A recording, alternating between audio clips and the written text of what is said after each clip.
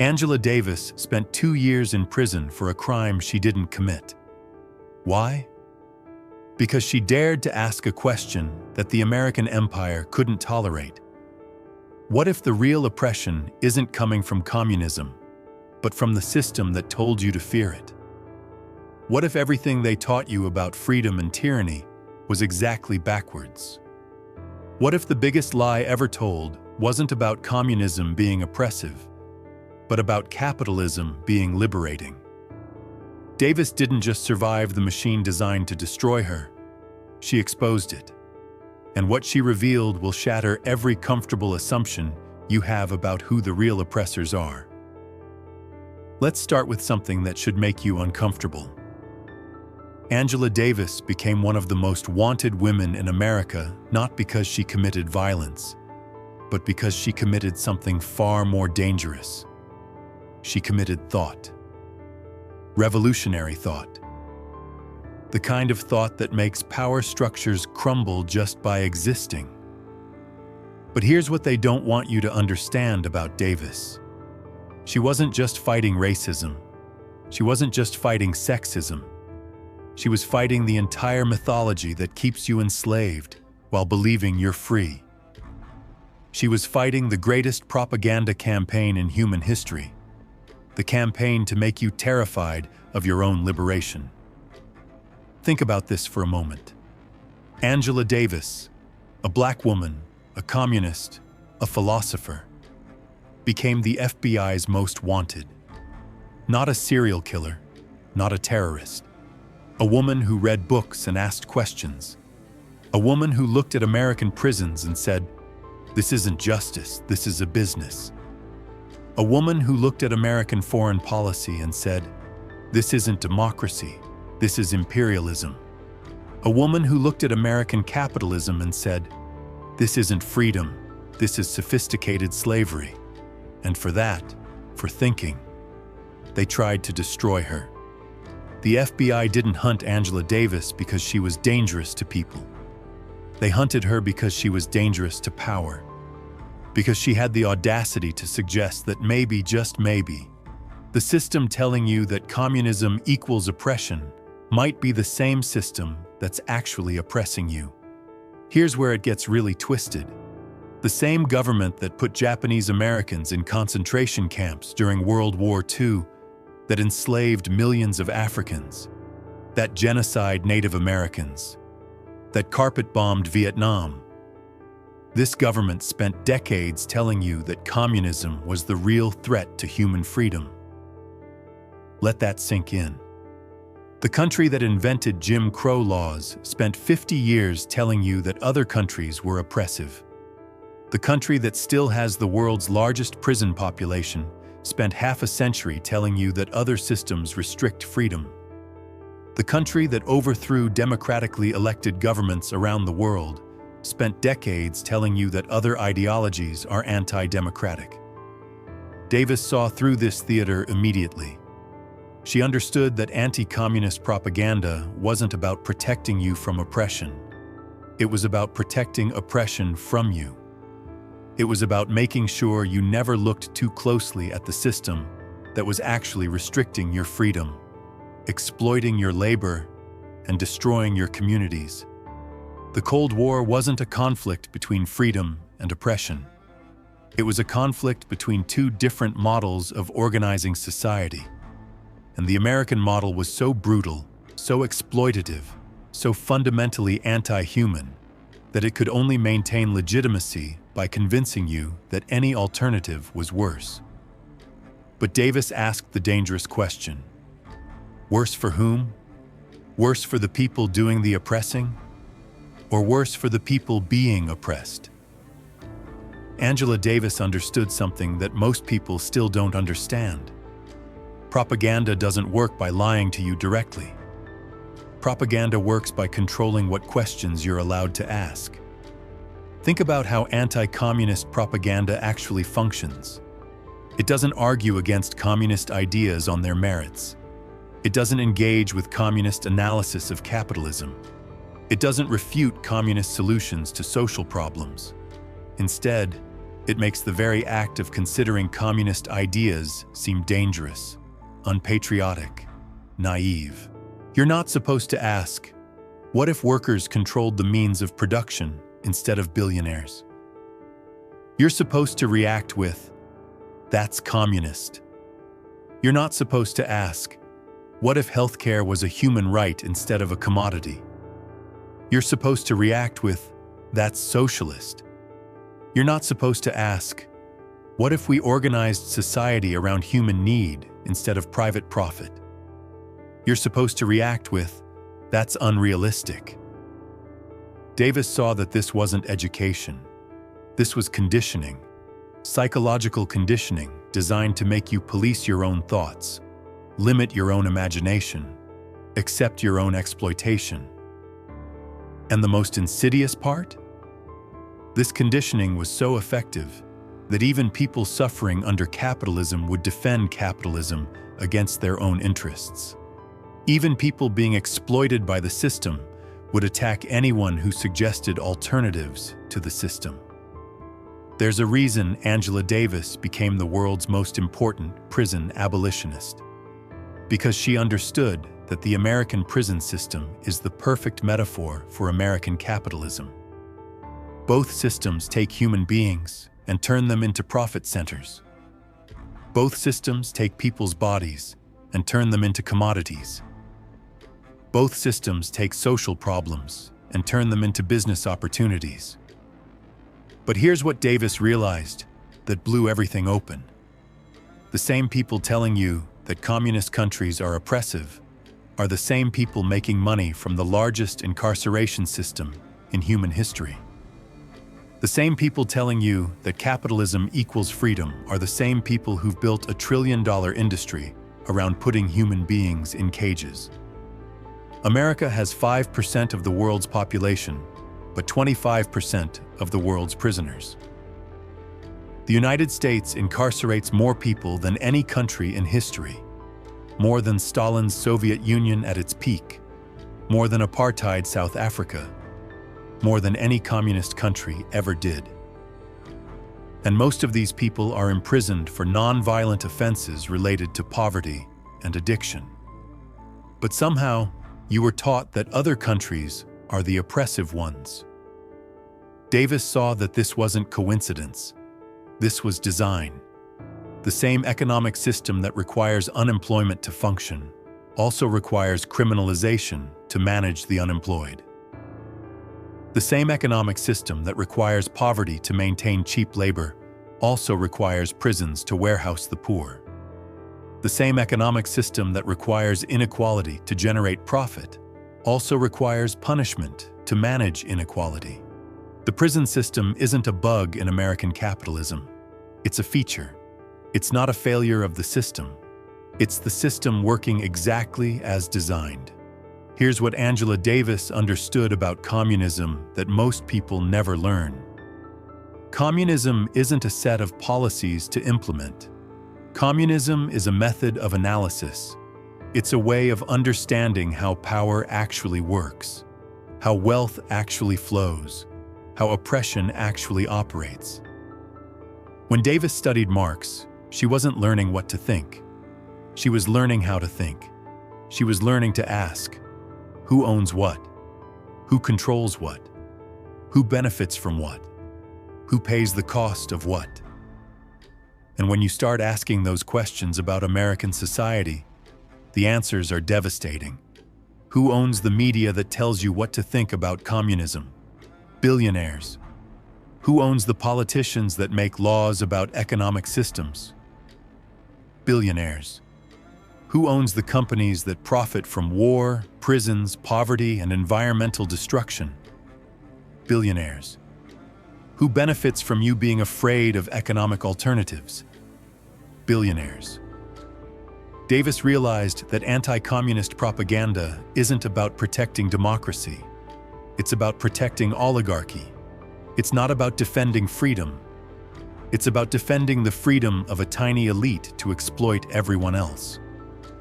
The same class of people who told you that communism would take away your freedom are the same class of people who've taken away your freedom. They've taken away your freedom to afford housing. They've taken away your freedom to afford healthcare. They've taken away your freedom to afford education. They've taken away your freedom to work less than 40 hours a week. They've taken away your freedom to retire with dignity. But they've convinced you that the real threat to your freedom is the possibility of getting those things back. Angela Davis understood something that mainstream feminism still struggles with. You cannot liberate women under a system that commodifies everything, including women's bodies, women's labor, and women's reproduction. Under capitalism, women's liberation becomes another market opportunity. Feminism gets sold back to you as products to buy, brands to support, lifestyle choices to make. Empowerment becomes a marketing slogan. Independence becomes another word for working twice as hard for half the pay. But Davis saw that this wasn't liberation. This was incorporation. The system wasn't being dismantled. Women were just being integrated into the exploitation. Real women's liberation, Davis understood, requires economic liberation. It requires a system where women don't have to sell their bodies or their time to survive. It requires a system where care work is valued, where reproductive labor is respected, where domestic work is recognized as socially necessary. And that system, a system that values care over profit, cooperation over competition, human need over private greed, that system has a name. It's called communism. But you were taught to fear that name. You were taught to fear the very thing that could free you. Here's what Angela Davis teaches us about revolution that most people misunderstand. Revolution isn't an event. Revolution is a practice. It's not something that happens to you. It's something you do every day. Every time you choose cooperation over competition, you're practicing revolution. Every time you choose community over individualism, you're practicing revolution. Every time you choose human need over private profit, you're practicing revolution. Every time you choose solidarity over division, you're practicing revolution. But the propaganda machine taught you to think of revolution as violence, chaos, destruction. Why? Because they don't want you to realize that revolution is actually about creation. Creating new ways to live, new ways to work, new ways to relate to each other. Davis spent her life creating alternatives, creating study groups, creating community organizations, creating educational programs, creating support networks, creating the world she wanted to live in rather than waiting for permission to live differently. And that's what terrifies them. Not that you might pick up a gun, but that you might put down your phone, turn off their media, walk away from their jobs, and start building something better with your neighbors. Let's bring this into the present moment. Why do you think they're so afraid of Alexandria Ocasio-Cortez? Why do you think they're so afraid of Bernie Sanders? Why do you think they're so afraid of anyone who suggests that maybe healthcare should be free? Maybe education should be free? Maybe people should be able to afford housing? Because these aren't just policy proposals. These are threats to the entire system of artificial scarcity that keeps you desperate, compliant, and grateful for crumbs. The same propaganda machine that demonized Angela Davis is now demonizing anyone who suggests that we could organize society differently. The same people who told you that communism equals oppression are now telling you that universal healthcare equals tyranny. The same people who told you that capitalism equals freedom are now telling you that living wages equal economic collapse. But Davis taught us to ask, who benefits from you believing these lies? Amazon benefits when you're afraid of workers organizing. Walmart benefits when you're afraid of minimum wage increases. Insurance companies benefit when you're afraid of universal health care. Big Pharma benefits when you're afraid of price controls. Fossil fuel companies benefit when you're afraid of environmental regulations. The entire billionaire class benefits when you're afraid of your own power to change things. Angela Davis couldn't have imagined Facebook, but she would have understood immediately what it really is: a surveillance and behavior modification system disguised as a social network. She would have seen that social media isn't connecting you to other people. It's connecting you to consumption opportunities while collecting data on your thoughts, relationships, and desires. She would have understood that Google isn't organizing the world's information. It's organizing your attention for corporate profit while building detailed psychological profiles to manipulate your behavior. She would have seen that Amazon isn't providing convenience. It's creating dependency while destroying local businesses and exploiting workers. The same system that Davis fought, the system that turns human beings into profit centers, has evolved. It's become more sophisticated, more subtle, more invasive. But it's still the same system. And the same propaganda techniques that were used against communism are now being used against any alternative to digital capitalism. They tell you that privacy is impossible, that surveillance is inevitable, that algorithmic manipulation is just the way things are. But Davis would ask, impossible for whom? Inevitable for whom? Who benefits from you believing that resistance is futile? So here's what Angela Davis really exposed. The biggest lie ever told wasn't that communism equals oppression. The biggest lie ever told was that you are free under capitalism. You're not free. You're managed. You're not liberated. You're incorporated. You're not empowered. You're optimized. You wake up when they tell you to wake up. You work where they tell you to work. You buy what they tell you to buy. You think what they tell you to think. You fear what they tell you to fear. You hope what they tell you to hope. And if you step out of line, if you start asking the wrong questions, if you start imagining alternatives, then you become a threat. Then you become Angela Davis. Then you become someone who needs to be neutralized. But here's what they can't neutralize: the truth. And the truth is that another world is possible. The truth is that we could organize society around human need instead of private greed. The truth is that we could share abundance instead of hoarding scarcity. The truth is that we could cooperate instead of competing. The truth is that we could care for each other instead of exploiting each other. The truth is that the only thing standing between you and that world is your willingness to stop believing their lies and start building alternatives. Angela Davis didn't just survive the machine designed to destroy her, she transcended it. She showed us that the real revolution isn't about destroying the system that oppresses us. It's about building the system that liberates us. And that system, that beautiful, cooperative, egalitarian, life-affirming system, is still waiting for you to help build it. The question isn't whether Angela Davis was right about communism. The question is whether you're ready to stop being afraid of your own freedom. The question is whether you're ready to stop defending the system that exploits you.